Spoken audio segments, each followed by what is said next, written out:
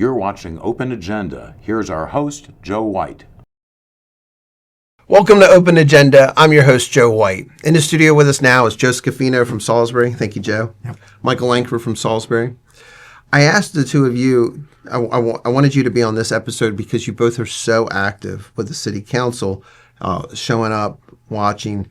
I know that you have, this is not about political ties. This is about what's best for the city. You've seen the mayor talk about housing first and homelessness and affordability in general. I know this ends up being a political football that the two of you have spoken so many times so well about.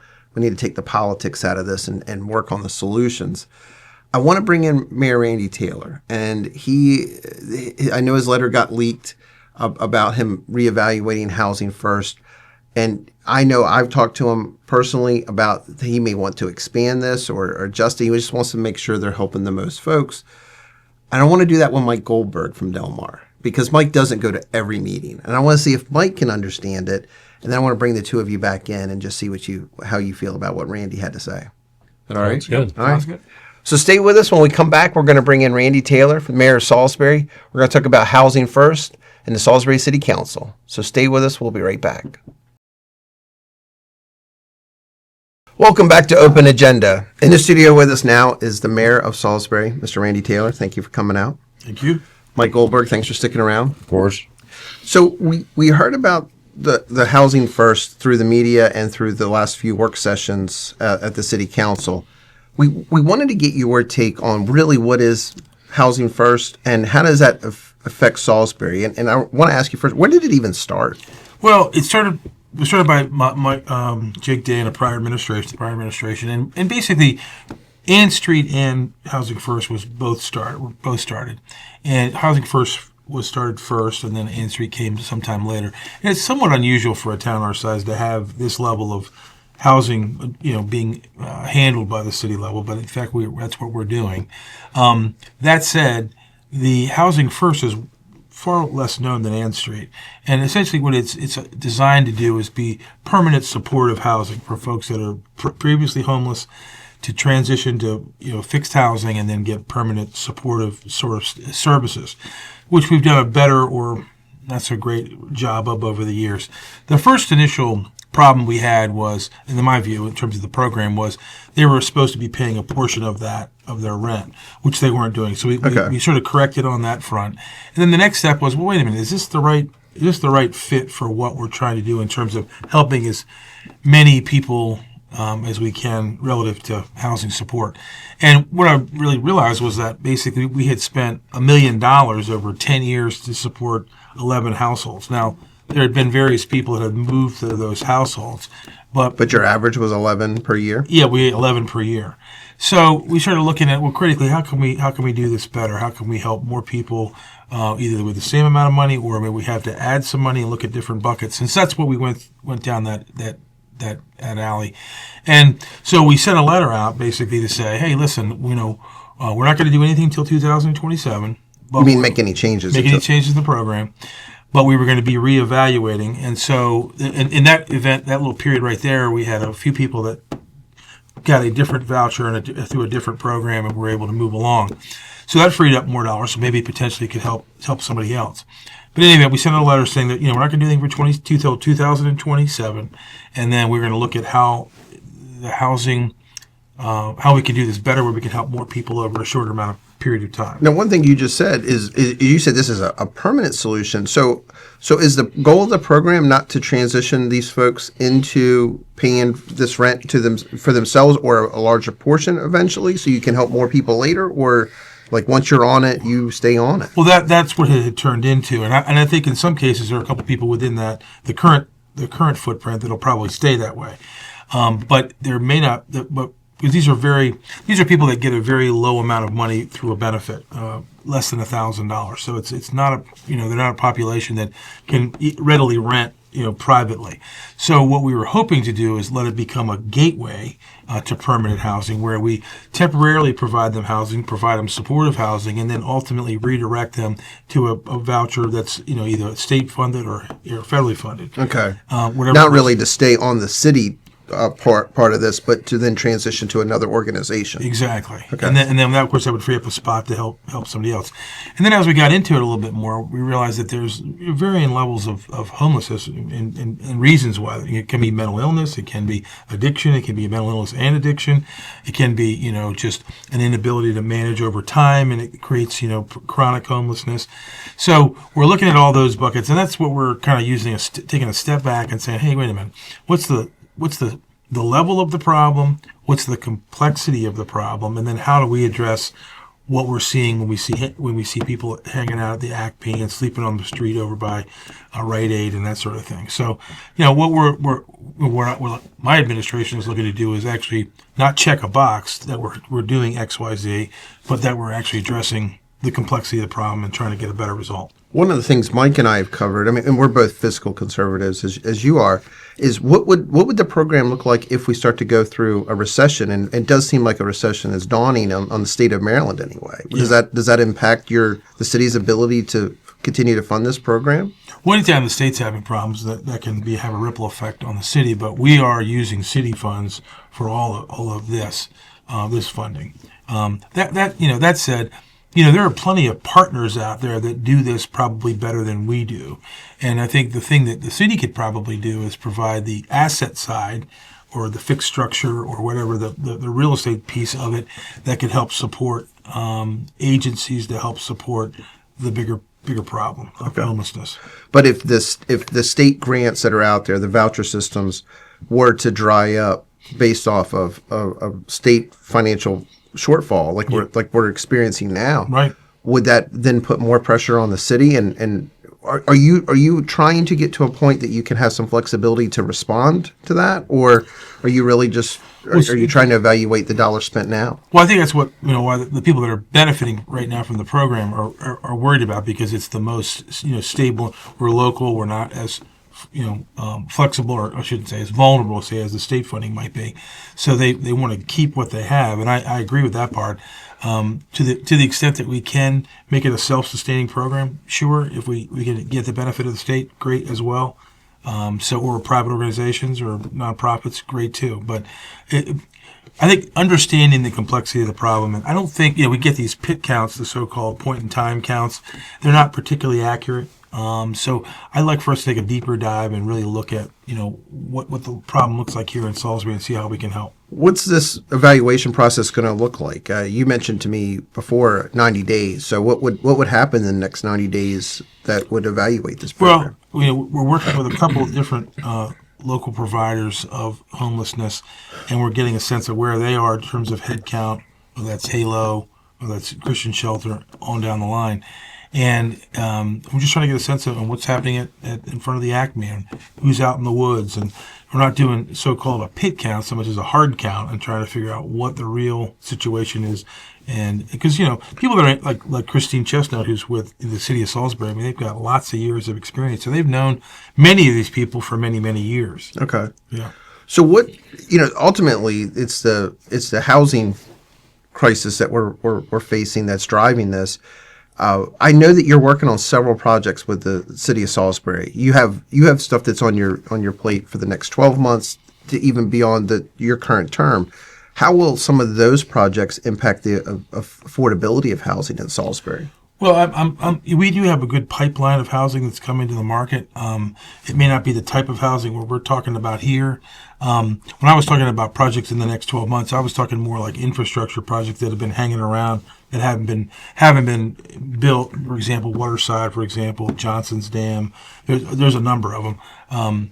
But those are the ones that I'm looking to bring over the finish line and get going and get investments in Salisbury. Okay. Well, do you feel like will the density change to 80 units per acre in downtown? Will that exacerbate this affordability? I don't think that's not really a factor in my view in terms of the short-term housing crisis as it relates to homelessness anyway. Randy, you had mentioned around the ACME that there are a lot of homeless people. Clearly, from what I've seen, a lot of them are suffering from mental disabilities. What about group housing facilities to at least get these folks off the street where they have shelter and their basic human needs are met?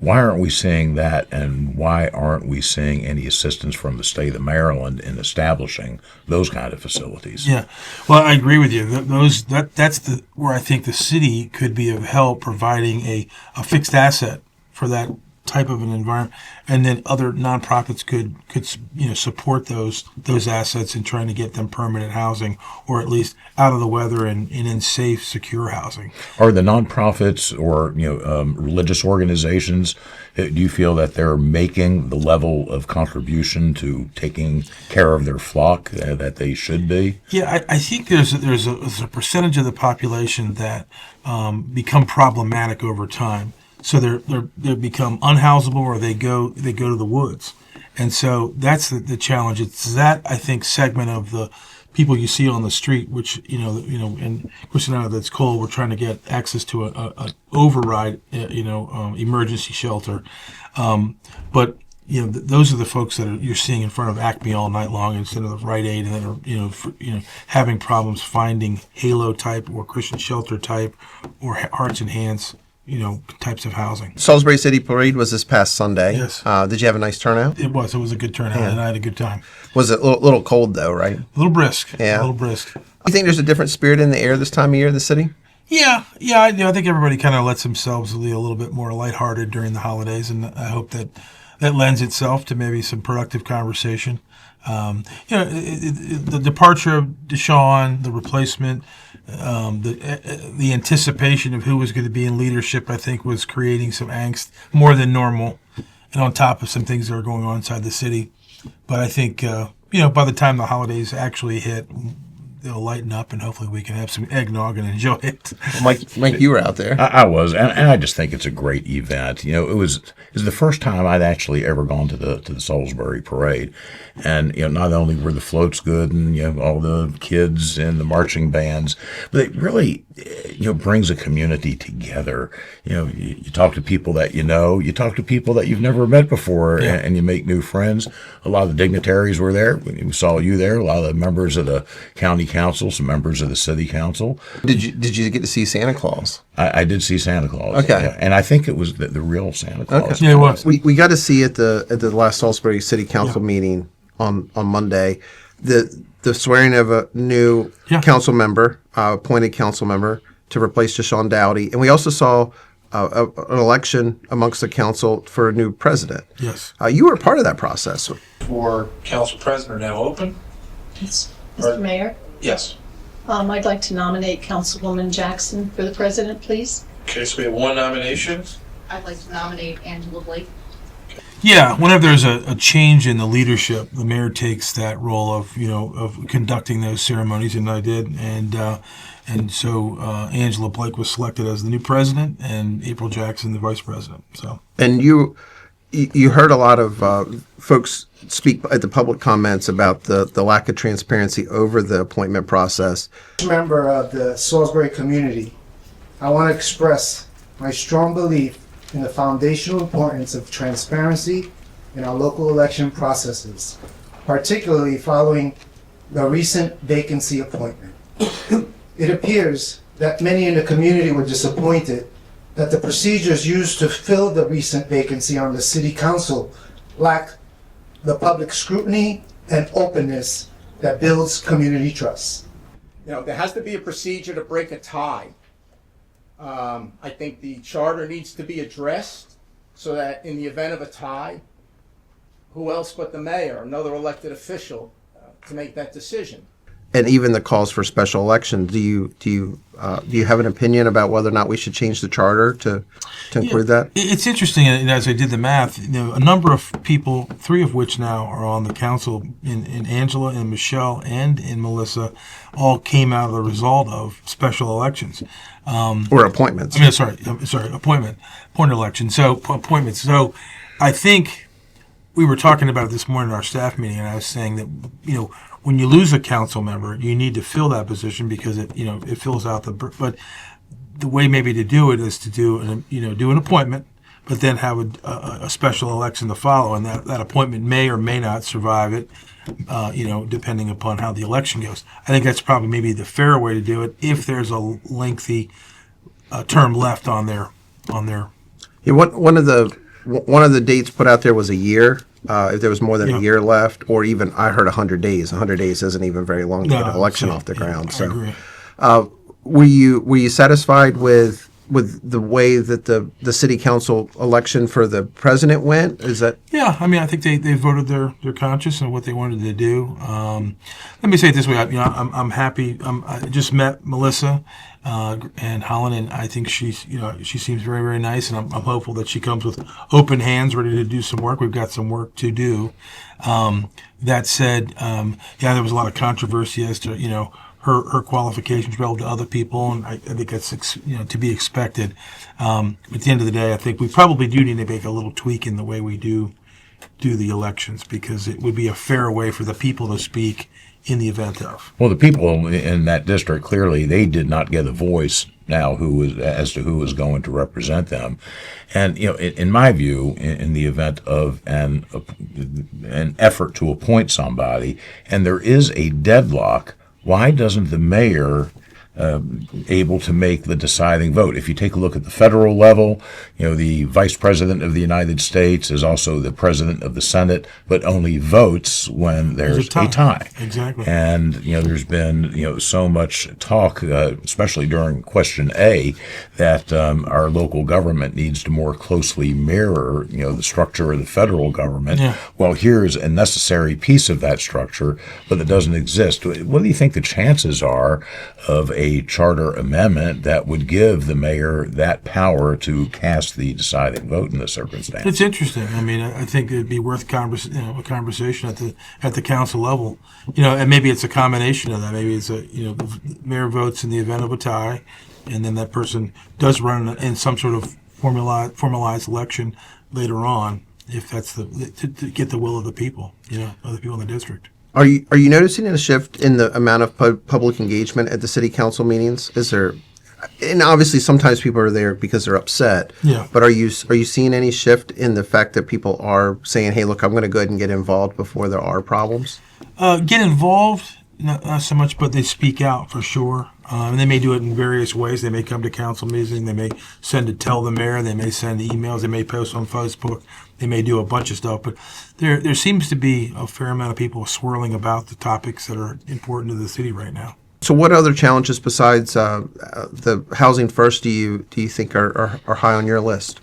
Well, we've got a ton of priorities. I've always sort of maintained from the when I ran for mayor I felt like the prior administration was focusing on problems that we didn't have, and trying to fix problems that we didn't have, and not fixing ones that we did. So I've tried to kind of do a hard assessment of where we are and get ourselves back on the right fiscal foot. And it's been a hard process, to getting good information, and then you got the union in play, so that's been a costly thing over and above normal operational costs. So I'd say as a general statement, I think we're in pretty good shape financially. We've got to make some hard decisions. I think we're going to do something very cool within the police department, and we're going to add a program called Flocks, which I think is going to be a game changer with how we do policing, and I'll let the chief lead the conversation. But it's basically a real-time crime center where we have cameras throughout the footprint along with tag readers, and it'll be a very proactive way to not only prevent and people selecting not to commit crimes, but if there is crimes that we You better apprehend them quickly. Well, yeah, we'll get better information faster. It's a game changer, and it's a force multiplier. But we've got some exciting things going on, and more to follow on that topic. We'll do a state of the city in the next 30 days or so, and we'll kind of roll out our accomplishments. But a lot's been going on, and it's been I kind of roll below the radar screen, just because that's my style. But in January we'll roll out sort of some.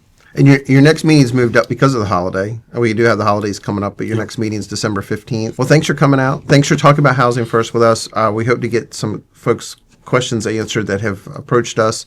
But ultimately, if the next 90 days will be work sessions, they'll be able to go to city council meetings and Great. catch up. Look forward to seeing you. All right. Thank you. Thanks for being out Thanks, here. Randy. See you. Thanks for watching this segment of Open Agenda. We'll be right back. Welcome back to Open Agenda. Back in the studio with us is Joe Scavino from Salisbury. Thank you for coming back. Yep. Michael Langford from Salisbury. So you both gentlemen got to watch the interview we did with Mayor Randy Taylor. Both of you are so active in going to the city council meetings. And I know you were both present when so many folks came out to speak against his proposed cuts of Housing First, which are not proposed cuts. This is an evaluation of the assets that they're using. And the number he used in his interview is $1 million over the last 10 years. These are not small amounts of money. How do you feel, Joe? I mean, do you feel like this is a good time to go and do an evaluation of this program? Absolutely. As the mayor said, it was started by the previous administration, good intentions, but like any new program, you have to step back and evaluate it after a year or two and do like a SWOT analysis. What are the strengths of the program? What are the weaknesses? What opportunities we have to improve it? And what are threats that may jeopardize this program? So what he had proposed to do was to have a year runway to do just that. And then in 2027, implement any changes. And he emphasized we're not planning to cut the program. In fact, we might even increase the funding. Well, Michael, you're a property manager in Salisbury. I mean, this is part and parcel with what you deal with every day, right? When you're looking at a program that's run by a relatively small city, I mean, Salisbury is not Baltimore or Annapolis. Do you feel like having spent about $100,000 a year to help out on average 11 families, knowing what you know about the housing situation in Salisbury, do you get the sense that we're effectively making change to help home some of the homeless people? I think that's exactly my problem. I think with it is that it's maybe not the most effective way. When you have people that are like these vulnerable populations and you're trying to address somebody with like disability and stuff, it is key to house them and get them housed in place. I think Ann Street, is part of that effort to get people, to a place of stability so they can build up. But then there's an aspect of like also with Ann Street, there's wraparound services that are needed. And I think like what's lacking in my understanding is they're just like, it's kind of this people standing on, they know this is the right thing because there's an amount of data that says, oh, well, it is a fundamental truism that giving people housing first is going to, end their homelessness experience and that it's going to help them build stability. And I do believe that everybody needs and deserves housing. But I don't believe that like merely providing that without any kind of system in place of accountability or support, both accountability and support. There's responsibilities and duties, especially like, I think on the property management side about legal liabilities of like part of the city. So it's like you want to be wise about how you go about making financial obligations on the part of the city and how you're helping and serving people so that they don't just end up in an endless loop of bureaucracy. You want to make sure you're not just throwing money blindly at the problem without addressing, I think this is what you're saying, the fundamental causes of that problem, and also helping folks get a hand up and move out of that. One thing that he brought up in the interview that stuck out to me, and I think to a lot of fiscal conservatives is that there was supposed to be an element of the folks also contributing towards the rent, and he was finding within the program that some of the folks were not doing that. So if the program is written that it's supposed to be a cost share, and you have some folks who are doing none, well, then it's simply a handout. Right. That's all it is. And I would agree with you, Michael, and I think sometimes this gets lost in the rhetoric. Finding a solution to what is the root cause of that homelessness. Now, we've said before, some people choose to have it, but a lot of folks, there's a mental disability or a physical disability that's causing it. That's not going to go away. Right. And I think that we should have a way. Everybody has a contribution to make in our society. I think that's like the general idea of us collectively having this experiment. So one of the questions I have is if you're just looking at this from the city of Salisbury, or maybe this is just an issue for the mayor to figure out, then you're missing the bigger picture that this is a county problem to some degree, or to a large degree. And is the city council part of the solution, the current city council? Or are they just looking for another way to rake the mayor over the coals? Because we have heard from Councilwoman Sharon DeShiel talking about homelessness, and we know that she's boots on the ground in that effort herself in the city. But by and large, a lot of times, and I think this letter was leaked out. The mayor was just trying to start the conversation. This just seems like to be a political ploy just to throw him under the bus. Absolutely. That's the impression I got. Yeah. Yeah. And we haven't seen, at all the county council meetings, we haven't seen any collaboration here. Yeah, I think that that's a missing element is that like right now, what we just heard from the mayor was that this is all city money. So this is all like city taxpayer money, which is going to be the smallest pot. Like the largest amount of funding, you look at any of the organizations, whether you look at the city is not funding SU, the state is. The city is not funding, it funds PAC 14 in part, but the largest portion comes from the county. So if there is, to your point, if there's a issue of homelessness in city of Salisbury, it's also in Wycomico County. And why aren't there revenue streams coming from county or from the state in Or at the order very to address least, this? resources. I mean, if it's not just money. Right. Could be mental health resources. Personally, I have felt, I've said this for years, it's not popular right now with the crowd of people who are that are very boots on the ground involved with helping the homelessness issue. But I have said we need a public homeless shelter. We need like major cities as we become larger. I'm like that would allow us to fair and equitably get people off the street, but also provide have social workers from the state that are there that help them case management services. And it's like I just can't imagine. I understand nobody wants to like live in a room, but as somebody who has been homeless and had to live in a room and worked myself out of that, it's like. Sometimes you have roommates. Yeah. You know what I mean? Sometimes you're in a situation where it's not your first choice, but like, I mean, I live in an apartment now. That's not my first choice. But I'm not going to be miserable about that and cry that people owe me something out of that. Right. I think that we could be just using the resources better to help more people. Well, I hope the two of you, as you attend the city council meetings and Mayor talked about the next 90 days going through this process, hope you keep us up to date and we could have him back on as well if the time needed. So, Definitely. thanks for watching this episode of Open Agenda. We'll be back later this week with another new episode.